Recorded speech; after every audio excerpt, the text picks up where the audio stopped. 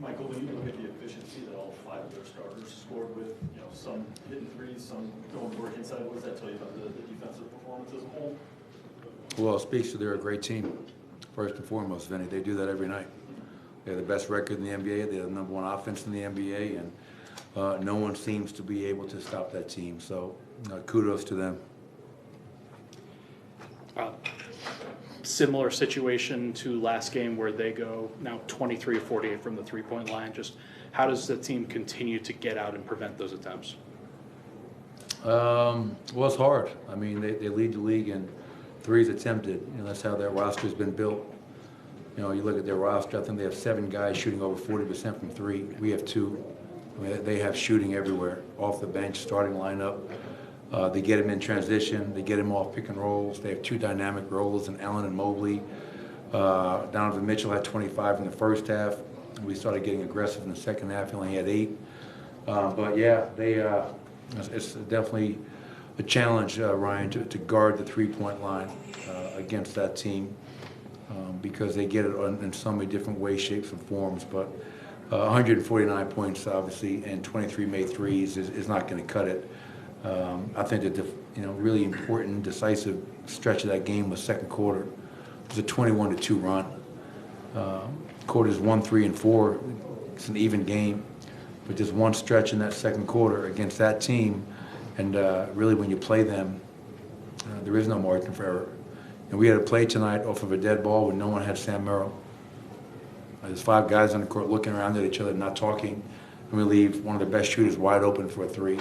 So loose ball, they get a 3, they win the 50-50 battle. So those are the types of plays that you have to prevent if you have any chance of beating that team because they're playing at such a high level. Coach, can I ask kind of a philosophical question? Because there's some people who think it's just too much three-point shooting in general across the is it bad for basketball or is it just the evolution of the game? I can't answer that. I think each team's got to do what's best for their own team. We're not a high volume three-point shooting team. That's not the makeup of our roster, to be quite honest. Their roster, they have that. Is it too much? Is it too little? I don't know. I mean, the game is always changing. With the evolution of the three-point shot, teams are taking more and more because there's more value in them. I mean, there's a big debate right now. I don't give a shit about that debate. I'm trying to coach my team and try to get us to play a lot better than we have been. And it's not going to get any easier. Got a really gritty, tough team in Detroit coming in here tomorrow night that's playing at a high level. So quick turn of the page and let's get ready to go to battle. Coach, on Monday you guys only allowed 90 points tonight. Different story. What do you notice as the differences when you guys do perform well on defense compared to a night like tonight? Yeah, good question. Obviously, you have one of our best performances of the year against Phoenix at home, and then to give up 149. And, at halftime they had 80. I'm like, they're on pace for 160, man. This is going old school NBA, where it's just up and down. But when we're at our best, we have tremendous discipline. We have tremendous fly around, multiple effort mentality, and great communication. And where we're not defending well, we're not disciplined, we're not communicating, and we have very little multiple effort. And I think you don't have to be a member of Mensa to look at us and to see which team we are on any given night. And that's the unfortunate thing. I felt we did some good things, but when they went on that big run in the second, I felt like that kind of deflated us and we competed in the second half. I think once again, tie score in the third, we got scored by 1 in the fourth, but that 13-point deficit in that second was a deciding factor. It seems like you guys have been pretty consistent in terms of fighting over screens at times this season too. Is that something that guys can kind of just get their at with reps over the course of the season? You hope so. We have to. Yeah, I mean, because and each team is different, but Cleveland, they're one of the higher volume pick and roll teams in the league. They lead the NBA in drags, double drags. They're second in overall direct picks per game. So you're going to see, we try to do different things. We try to zone inside out of bounds. We try to cross match a little bit. Second half, we blitzed a little bit.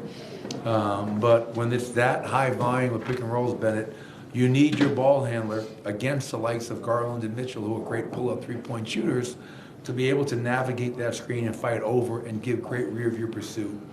And sometimes we do a good job of that, and other times we struggle. But just think about it. I mean, Dean Wade hits 3, Mobley hits 4, Mitchell hits 6, LeVert hits 3, Merrill hits 3. I mean, it's pick your poison with that team.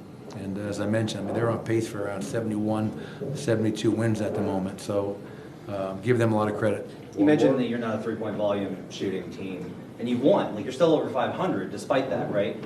But is part of this that you're facing this season that the margin for error is so much smaller because you're up against that kind of disadvantage night by night if you guys aren't completely sharp? Yeah, well, the interesting thing is, you know,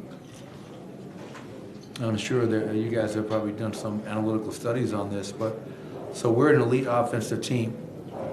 Like we're top 5 offense every season for 6, 7 years running now. And we've never been a high volume three-point shooting team. So where our bread is buttered is in the paint. We dominate the paint. You know, tonight we had 68. First time we played them, we had 78. And so it's the old school battle between 2s versus 3s. And obviously this year we're 16 and 13. We have a very good offense. Our defense isn't where it needs to be. And if you're not going to make a lot of 3s, last year we were okay because we were second and only giving up 11.3. So that's the big difference this year from last year is that, all right, well, we're still not making and taking a lot of 3s, but we're giving up and allowing so many more made 3s. And that differential is crucial, and I think playing a big part into some of our struggles, to be honest. Thank you, Coach. All right, guys. Appreciate it. Appreciate it.